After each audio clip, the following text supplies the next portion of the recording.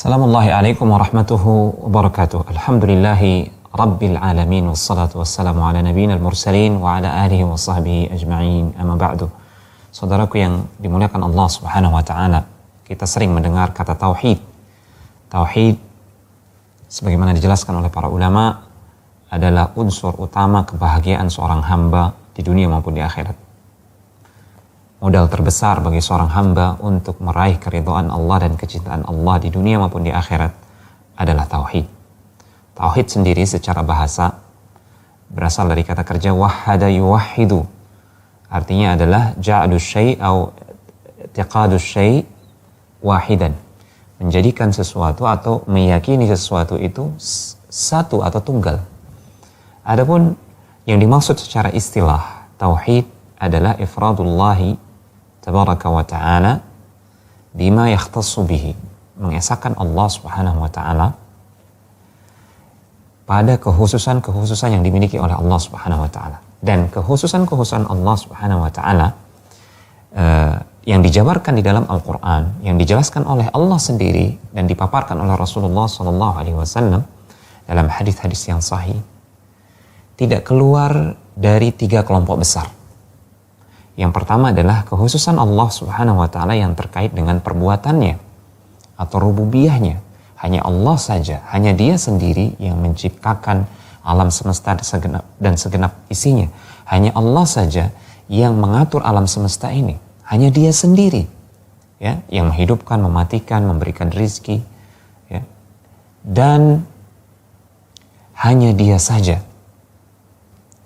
yang menentukan, yang berkuasa di alam semesta ini.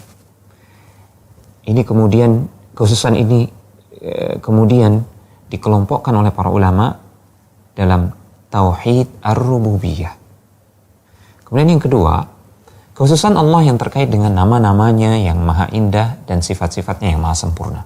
Hanya Dia pemilik nama Allah, hanya Dia pemilik nama Ar-Rahman, sekaligus hanya Dia pemilik nama dan sifat yang maha pengasih dan maha penyayang, yang rahmatnya meliputi segenap makhluk, yang begitu luas, tidak terbatas. Hanya Dia yang memiliki sifat tidak pernah lelah, tidak pernah tidur sedikit pun. La ta'khudhuhu sinatun wala naum. Allah sama sekali tidak disentuh oleh rasa ngantuk, apalagi tidur. Hanya Dia yang tidak tercipta, tidak diciptakan, karena Dia adalah pencipta. Hanya Dia yang tidak memiliki anak dan tidak membutuhkan pasangan. Hanya Dia yang tidak membutuhkan segala sesuatu selainnya. Ini adalah kekhususan Allah Subhanahu wa ta'ala yang terkait dengan sifat-sifatnya dan nama-namanya yang maha sempurna. Kemudian para ulama mengelompokkan kekhususan-kekhususan ini, ya, terkait dengan kita sebagai hamba yang mentauhidkan Allah dalam asma wa sifat. Para ulama menggolongkannya dalam tauhid al-asma wa sifat. Kekhususan Allah yang ketiga terkait dengan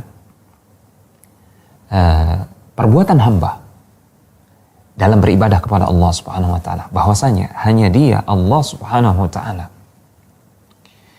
hanya Dia yang berhak untuk diibadahi. Maka kita wajib mentauhidkan, mengesahkan Allah Subhanahu wa ta'ala, menjadikan Dia satu-satunya yang berhak untuk menerima ibadah yang disyariatkan, ibadah yang hak. Ini kemudian dikelompokkan oleh para ulama dalam tauhid al-uluhiyah. Kita wajib mentauhidkan Allah pada 3 kekhususan Allah ini. Jika kita tidak mentauhidkan Allah Subhanahu wa ta'ala dalam rububiyah, maka kita tergolong orang-orang yang musyrik dalam rububiyah Allah Subhanahu wa ta'ala. Misalkan ada seseorang yang meyakini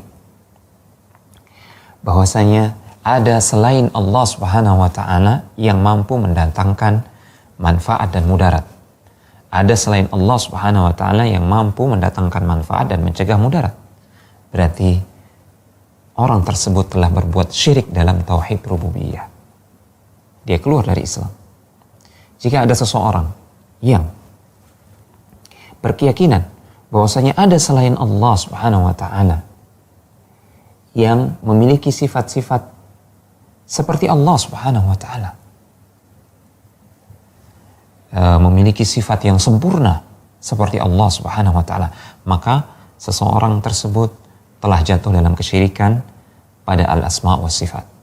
Manakala ada seseorang yang menduakan Allah dalam ibadah, di samping dia beribadah kepada Allah, dia juga beribadah kepada selain Allah, kepada malaikatkah, kepada nabi, kepada orang soleh yang telah wafatkah, atau kepada bintang misalkan, kepada jin apalagi, atau kepada manusia biasa, atau kepada dukun, kepada paranormal. Jika dia mempersembahkan sebagian ibadahnya, jika dia berkorban, menyembelih korban misalkan kepada jin untuk mendapatkan maslahat yang dia asumsikan, dia anggap dia bisa mendapatkan maslahat dari jin tersebut, maka seseorang telah berbuat kesyirikan dalam tauhid al-uluhiyah. Ketiga jenis tauhid ini diisyaratkan banyak sekali dalam ayat-ayat Al-Quran. Salah satunya adalah dalam surat Maryam, dalam surat Maryam ayat yang ke-65. Rabbus samawati wal ardi wa ma bainahuma fa'budhu wastabir li'ibadati hal ta'lamu lahu samia. Dialah Allah Rabbus samawati wal ard. Rabb, ya, pemilik, pemelihara langit-langit dan bumi. Fa'budhu wastabir li'ibadati. Ibadahi hanya dia saja dan bersabarlah engkau dengan kesabaran yang agung, kesabaran yang hebat dan besar untuk senantiasa istiqamah beribadah hanya kepadanya. Apakah engkau mengetahui ada zat yang semisal dengannya, yang setanding, sederajat dengannya, yang memiliki sifat-sifat sempurna yang semisal dengannya, sehingga dia berhak diibadahi? Tidak ada. Rabbus samawati wal ardi wa ma bainahuma, ini mengisyaratkan tauhid ar-rububiyah. Ya. Kemudian fa'budhu wastabir li'ibadati, ini mengisyaratkan tauhid al-uluhiyah, hanya dia yang berhak untuk kita ibadahi. Kemudian hal ta'lamu lahu samia, apakah engkau mengetahui ada yang semisal sama dengan Allah Subhanahu wa taala, nama dan sifat-sifatnya yang maha sempurna? Ini mengisyaratkan tauhid al-asma wa sifat. Dan banyak lagi ayat-ayat Al-Quran yang berbicara mengisyaratkan tentang pembagian tauhid ini menjadi 3. Semoga ini memberikan manfaat. Wa sallallahu ala nabiyina Muhammad wa ala alihi wa sahbihi wa sallam wa akhiru da'wana alhamdulillahi rabbil alamin. Wassalamualaikum warahmatullahi wabarakatuh.